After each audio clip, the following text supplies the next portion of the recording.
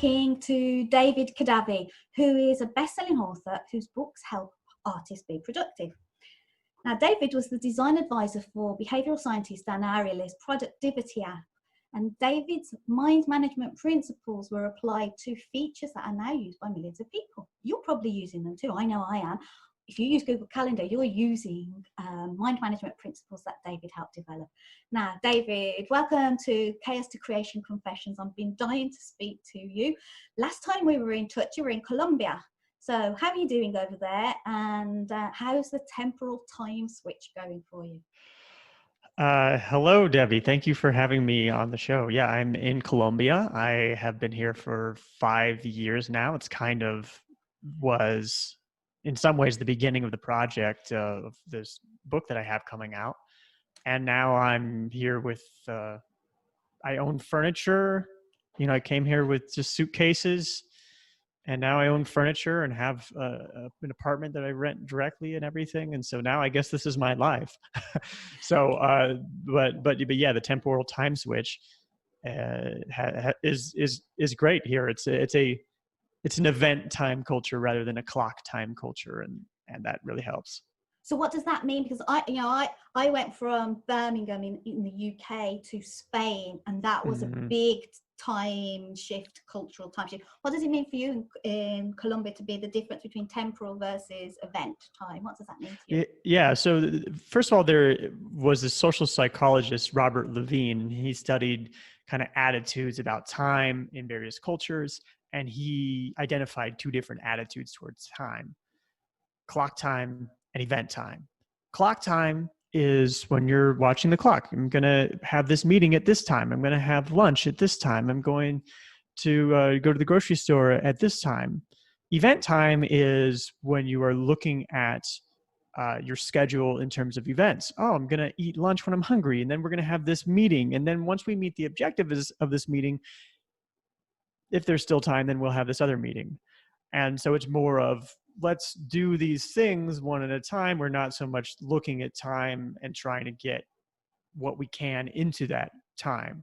And there's actually some really interesting research about event time versus clock time, showing that people who are clock time oriented tend to not so easily be in the moment. They're not as good at savoring the emotions of the present moment.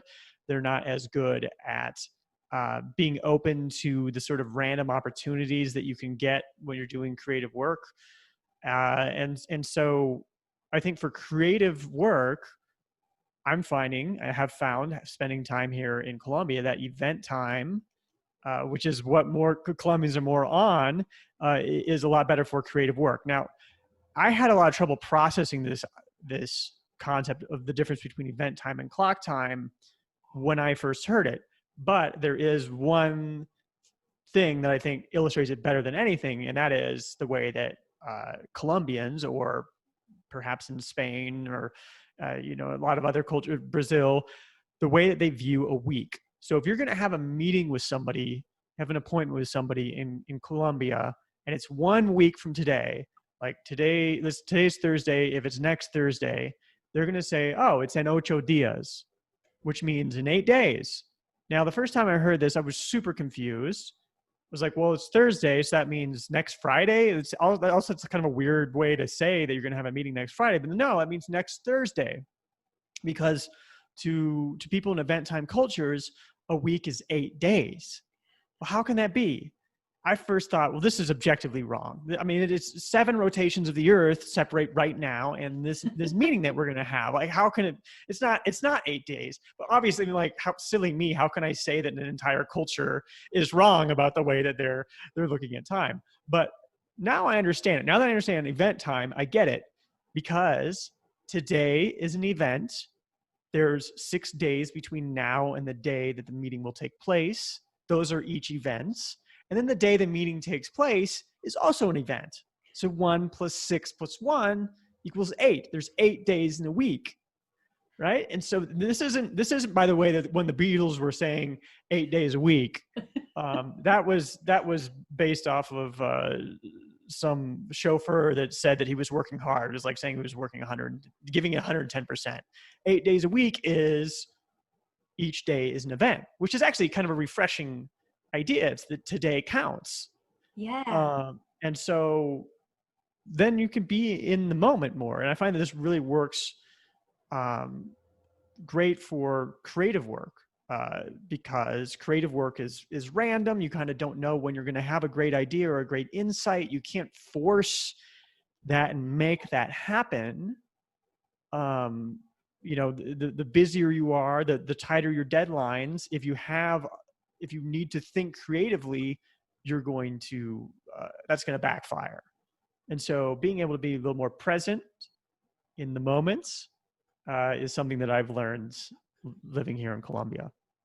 Now I'm gonna lead us onto your books, because you are a multi written author. You've published quite a few books. You've got, I'm going to read out a couple of them: The Heart to Start, to help you stop procrastinating and start creating; Design for Hackers, to help you change the way you see design. Now, the most recent book, and this is why I wanted to ask you about your idea about time and this temporal shift that you've been going through, is your most recent book is Mind Management, Not Time Management. Now, I've been so lucky because I've been able to read your chapters in advance. I've been part of that advanced readers group, which you've done through Book Funnel. But I really, tell us about this book and tell us about the process of writing this book.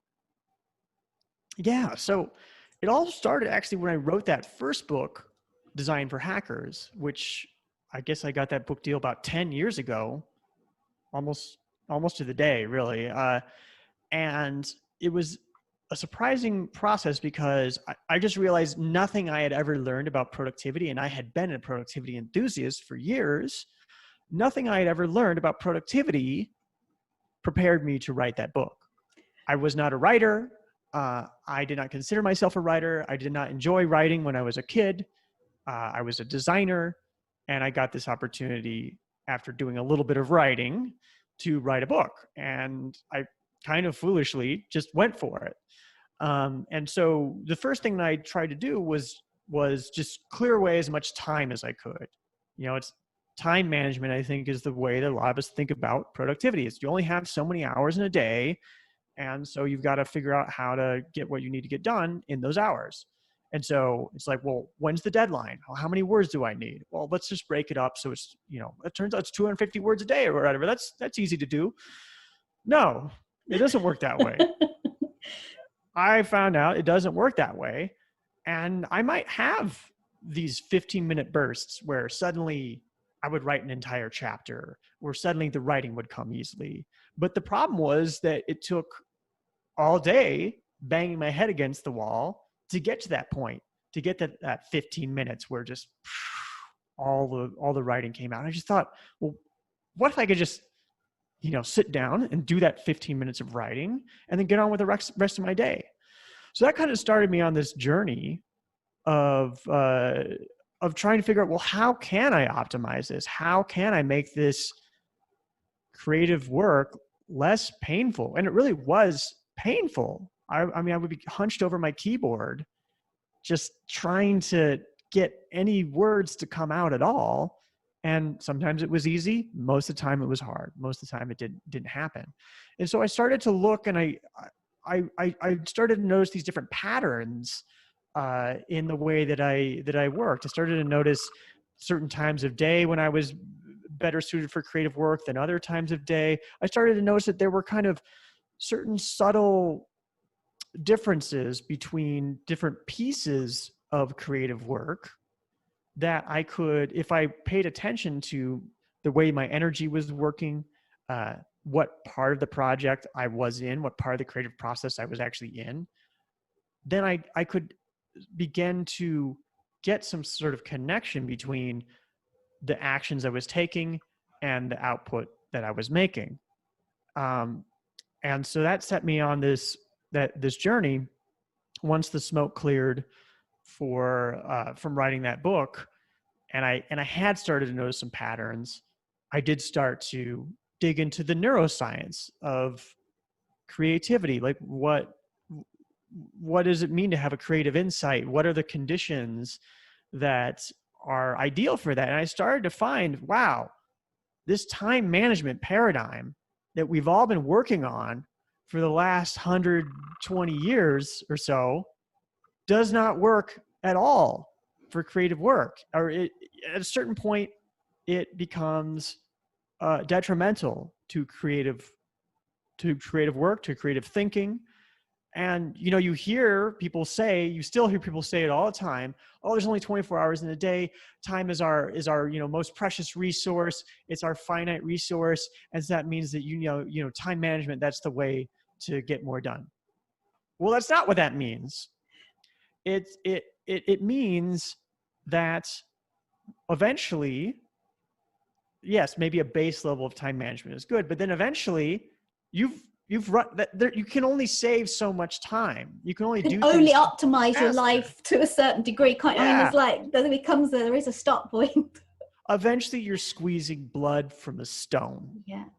Right? You can only get so much out of time management. And it's especially difficult because creative work is so incompatible with that. You know, creative work is insights come to us very suddenly. It takes no time to have an idea. You could have an amazing idea just in any moment. There can be infinite differences in value of your ideas. You can write a novel that sells 0 copies. You could write a novel with, you know, just as good of grammar and less misspellings and just as many words, and it sells 1 million copies.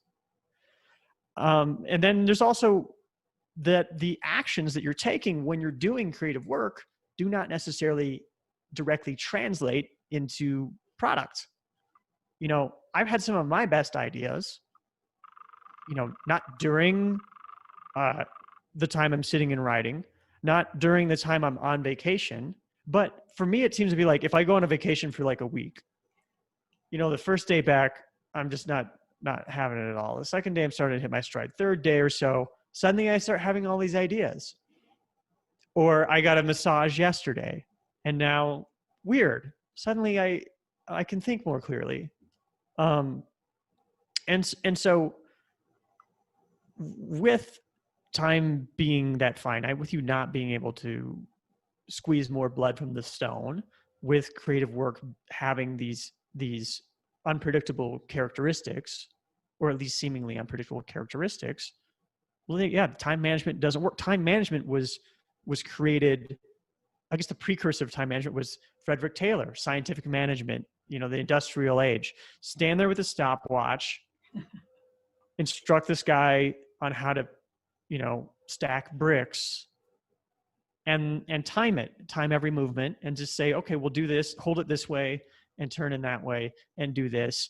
And it should take you this long to stack bricks, and, you know, do that over and over again. And now you can stack bricks faster. Well, creative work isn't that way. Yeah. It's not gonna, you can't just like make the ideas happen like that. So and you that's can't what I started process them just in that same way. I want to come back to your creative process, which I'm an electronics engineer. So I've been in manufacturing, in shop floor, watching the lean manufacturing process, move these items through the factory, tickets on the management, everybody with the, you know, everything managed to that process. And that's just not how we work in cognitive things, in things in our brains. They just don't, we can't package them up quite so easily and move them along the conveyor belt. It's great for manufacturing the product. It's not so great for inventing the products. Yeah. So what is I want to know what's you said, what part of the creative process I was in. So tell me about the creative process and what are those parts? Yeah, you know, it was actually kind of surprising when I dug deeper on this, how much there is that we actually know about the creative process, but that we just don't employ. So one of those things was that there was this speech by this prolific scientist, Hermann von Helmholtz, in the late 1800s. And he basically was talking about how creative insights. He had done all these amazing things. He'd invented the ophthalmoscope. He had come up with color theory, things that the Impressionists used. He had been very influential. And he just was pontificating about his own process that he used throughout his career. It was his 70th birthday. He rose to give a speech. And he was just talking about how great insights never really came to him when he was sitting at the writing table. They never came to him to a wearied brain, never came to him when he was tired. It was always, when he was out on a walk or something, but that it would only happen if he had turned the problem over and over again in his mind until he could see it from all angles in his mind's eye. And then he would have to rest. And then only then would he maybe have these great insights. And then there was another social psychologist, Graham Wallace, several years later, broke that up into different phases of the creative process, and then added one. So it became preparation, incubation, illumination, and verification. So preparation is the turning it over in your mind to getting into the source of the problem, learning about the problem, learning about all the different ways that you might solve the problem. And then incubation is this time away from the problem that time and time again, research shows that when you present somebody with a problem and you give them some time away from it, especially if they sleep between learning about the problem and then later on trying to solve it, that suddenly it becomes a lot easier to solve that insight, especially with insight problems. So preparation, incubation, illumination, that's that moment of insight. That's the moment when you have the great idea. And then verification is, verifying. Not every, seems like a great idea at the moment, but maybe there's some things that aren't as good as you thought they were. So, if I'm writing and I think I'm having a great writing session and I go back through and I edit, and if I misspelled stuff, I did the grammar wrong, or, I checked some facts and it actually didn't turn out to be that way, then that's the verification. So there's 4 stages: preparation, incubation, illumination, verification. That alone, just acknowledging that you can't sit down and all at once take in a creative problem and solve it, that alone is a huge breakthrough in being more productive when creativity matters. Yeah, so I love that. yeah. I've not heard of that one, that model. But thinking about the incubation one, so they have to go away and think about it. Are you an advocate of having multiple projects, multiple things on the go? I mean, if you heard the thing Richard Feynman said, what are your 12 favorite problems, and having those in the background all the time. So you're an advocate of having more than one project moving through your prep, incubation, illumination, verification process. Yes, I am actually. I'm more than anything, I'm an advocate of having kind of a repeatable project that you're doing with a podcast. Yeah. Right? Is that you have a certain schedule. It's a creative process. You have to research your guests. You have to come up with questions. You have to talk to them. Then when it's all over, you kind of have to say, well, what was that all about? And that's a process. But if it's a repetitive process, then you can start to fine tune your approach to it, and you can start to create certain constraints that a lot of us don't like the idea of constraints. We think it's gonna harm our creativity. It's gonna stifle our creativity. But no, it's usually really the opposite.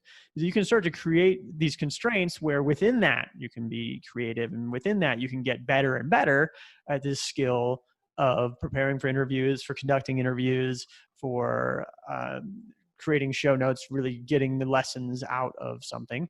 And then from that, you start to build up into bigger projects. So, for example, this book, Mind Management, Not Time Management, I've been working on this stuff for years. It all started with a blog post in 2012.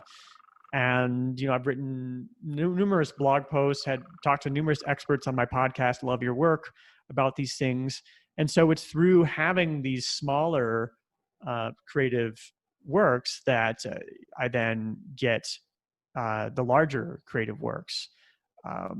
And the way that I do that, though, is that it can sometimes feel overwhelming when you have a lot of different projects going.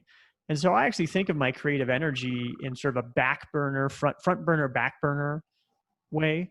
In that when typically people say, oh, I'm putting something on the back burner, they typically mean, well, I'm just kind of not working on that anymore. But really, if you're cooking something on the back burner of the stove, you're still cooking it. You're just kind of like checking in on the pasta once in a while. And you know that in about 7 minutes, it'll be al dente and you can, get it out there. So you're still working on it. But then there's the front burner stuff, the vegetables you're stir frying that you want to get them just to the right point. And I think of it as you're working on the front burner with these things that are kind of new to you, where you don't necessarily have your system and your process all figured out. But as you're doing that, you're creating processes, you're formalizing those, you're creating systems using your front burner energy. But as you do that, it moves to the back burner. Where when I started my podcast 5 years ago, I mean, every single episode was a huge project. Every single episode was, well, wait, what question am I going to ask? What research do I need to do? And then when I'm editing, where am I going to put the intro music? Where am I going to put this and that, and the other thing?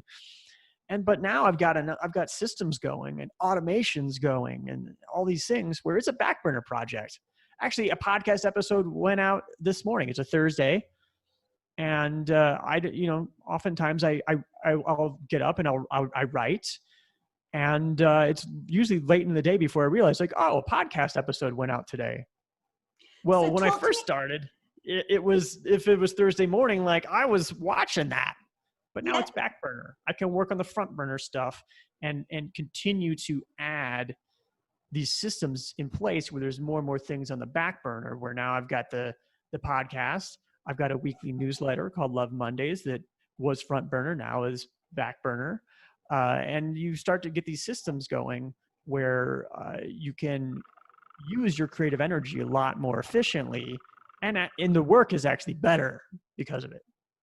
And so so you said you automated. So have you automated, and do you have an assistant? Do you have a team of people to help you to take those things that we talked about earlier, like the production line things? So do you have people to help you with the production line elements of the process while you can then focus on the creative end of? Good question. Yeah, I do have a really reliable podcast production team, and I'm not great at managing, but the leader of this team is a great manager, and so he does the managing of the people who are actually doing much of the technical work, and he's just very organized, and I just can always feel confident that if I fill out the things that are in my system, which I've got an Airtable spreadsheet essentially. Airtable is a great like Google Docs alternative for spreadsheets. We're going to have to fight here. I'm a Notion person, so you're a Notion. Yeah. We'll have a Notion versus Airtable fight. Yeah.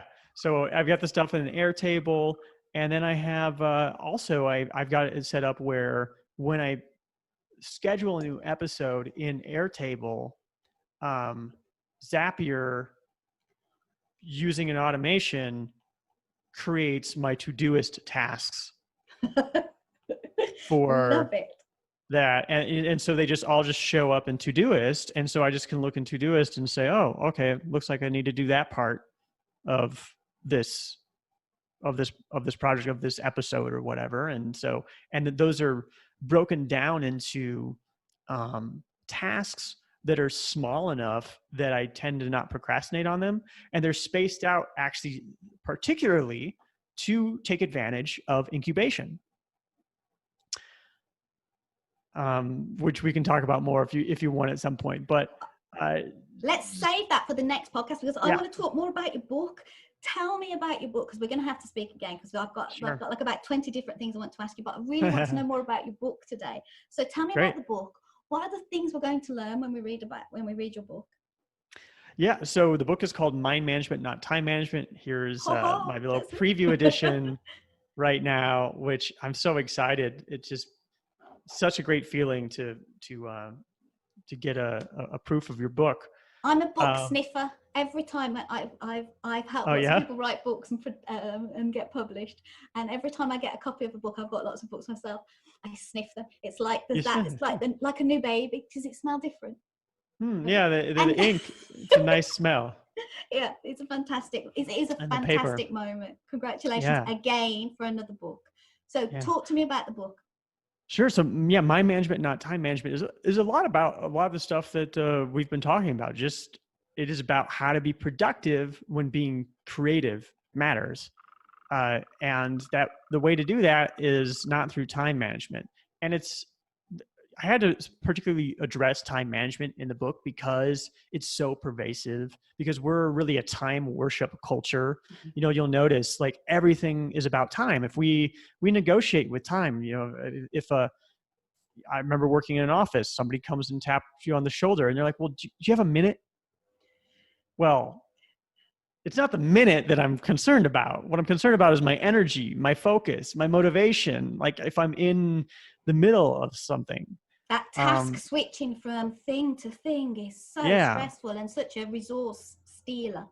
Yeah. We're so, in so many different interactions, we act as if time is the only thing that is important. And notice that, we refer to our unused time as free time. When, if it's somebody else's time, well, yeah, you're doing it on your free time.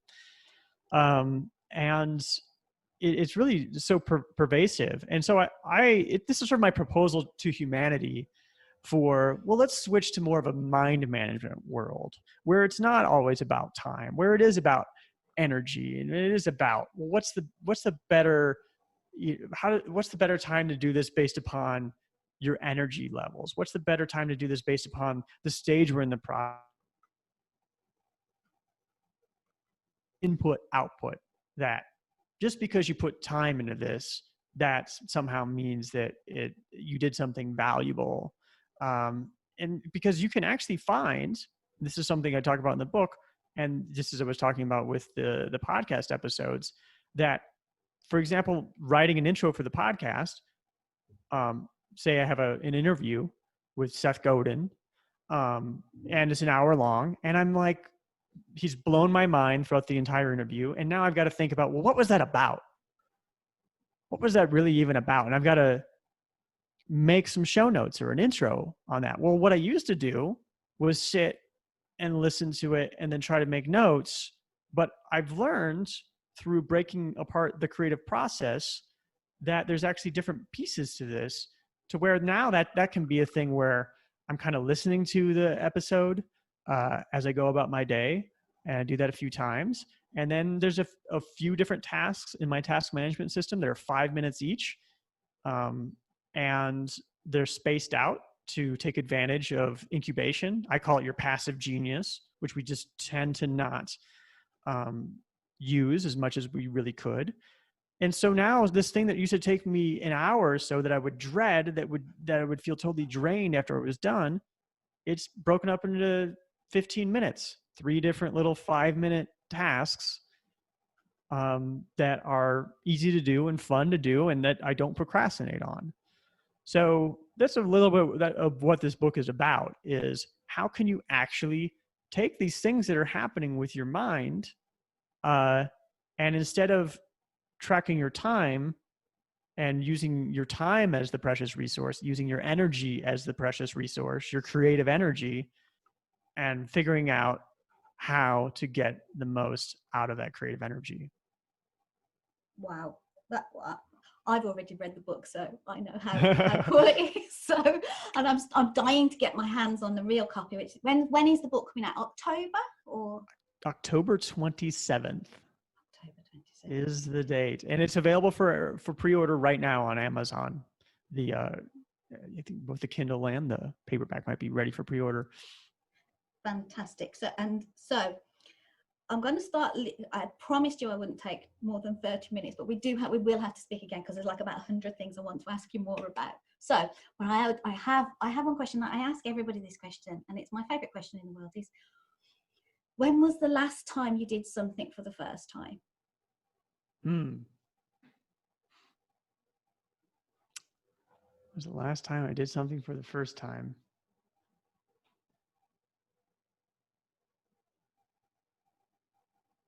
You have to cut out a lot of silence here. Silence is good. I am trying to think about the last time I did something for the first time. Well, I think maybe the first time I used I had a first time that I used a mechanical keyboard. Maybe it wasn't my first time. Or am I using that right? Is it the ones with the heavy switches that are like clickety click, clack? click, click, click. I finally just got one. And, there's all these, it's one of these things that people who are tech geeks and stuff are just swear by. And I like it. It's nice. Why do you like it? Because I like mine makes nice clicks, but it's not that firm touch click that, dun, dun, dun. So is it quite a firm touch? Well, I've got the brown switches, which are the standard switches, which are kind of in between. Like the red switches, I think, are the softer ones. And I haven't even tried all the different ones. And I don't think that I would actually be super, I don't want to get super particular about it, actually. But yeah, now actually I do have, sometimes I need to use a different keyboard. And I did finally notice like, oh, wow, this is really just there's not a lot of resistance to this keyboard. And so I do wonder whether it feels like I'm typing faster and more accurately with it, but I wonder if that's just because it's louder that my mind tricks me into thinking that I'm being more productive somehow. Whatever works for you that makes you feel like you're more productive, that works for me too. I love that idea. Okay, yeah. So now your book's coming out in October, and we can get it from Kindle, and we can also get it from your website, which is kadavy.com or kadavy.net. Kadavy.net. Have I said your name wrong all along? Where's the accent? Tell me, say it again. Kadavy. Kadavy, not Kadavy. Sorry. Kadavy. That's all right. Well, Kadavy.net, people go to Kadavy.net, and that's where they can sign up to your newsletter, which your newsletter, by the way, I love your newsletter. I frequently send you little messages saying, oh, I love that newsletter.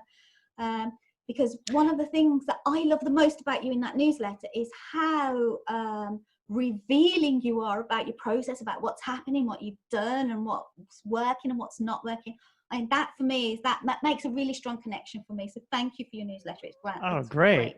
Yeah, to get exactly to that newsletter, a really easy way to do that, because if you're just needing to type it in while listening to audio or watching video, it's just kadv.co/n.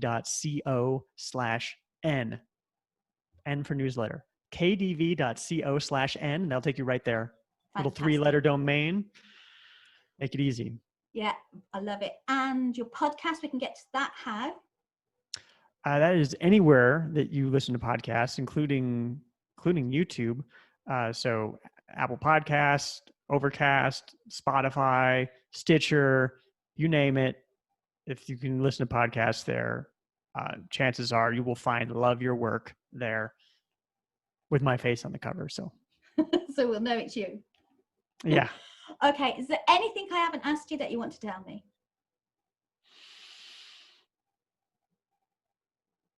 No, have a great day.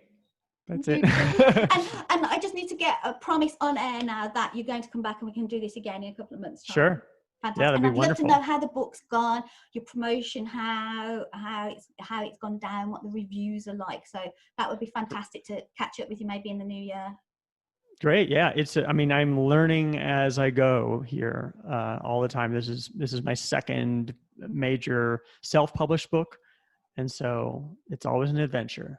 So you've just opened another line of inquiry for me for my next podcast with you as well.